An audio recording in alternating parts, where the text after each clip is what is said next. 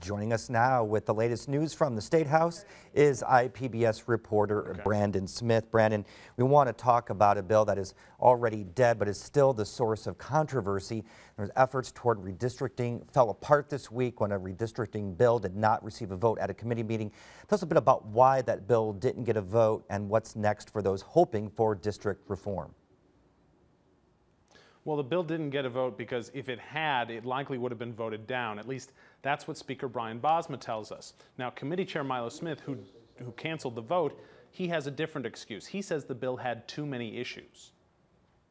If you read the bill clearly, it says that the Redistrict Commission draws the maps, we go into special session, and if we vote those maps down, then we go back into a second special session, but it was silent after that. As for what's next, the bill is dead this session, but this is an effort that's historically had support from 3 out of the 4 caucuses at the Statehouse, so there is some hope for the future. A bill that would have made the superintendent of public instruction an appointed position was voted down this week. A Senate bill proposed a 70% decrease in pre-K funding, and then a bill that could spare some charter schools from consequences for poor student performance was approved. What can you tell us about the state of ISTEP in 2018-2019? Well, there's widespread agreement that the current ISTEP has to go. It's too long, it takes too long to grade, and it costs too much money.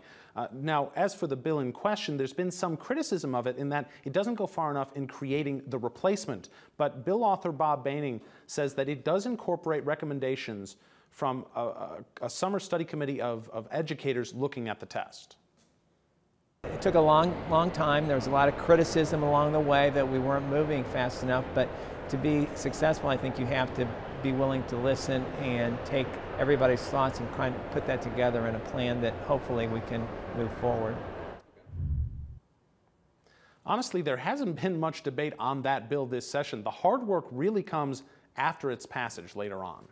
A bill prohibiting state universities and campuses from establishing sanctuary policies went through committee. The bill's author argues the bill is expanding existing legislation to include another government entity, state colleges and universities.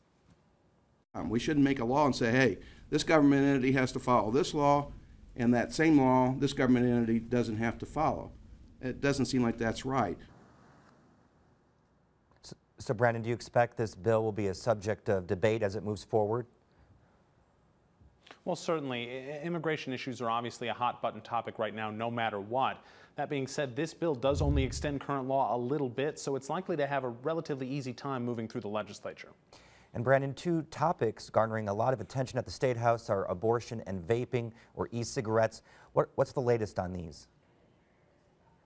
Well, the e-cigarettes issue has arguably become a lot simpler. A recent court ruling said that Indiana can't impose virtually any regulations on out-of-state e-liquid manufacturers. So an effort to reform current regulations has been significantly scaled back. Bill author Republican Randy Head said he doesn't want to impose more rules on Indiana companies than on out-of-state ones. As for abortion, there are 2 bills moving right now. One mandates doctors tell women that medication-induced abortions could possibly be reversed even though there's no scientific evidence for that. The other bill deals with notifying parents when their child wants to get an abortion without their consent. Well, next Tuesday is the last day for the Senate to receive House bills. We'll continue following the legislature and bring you the latest each week.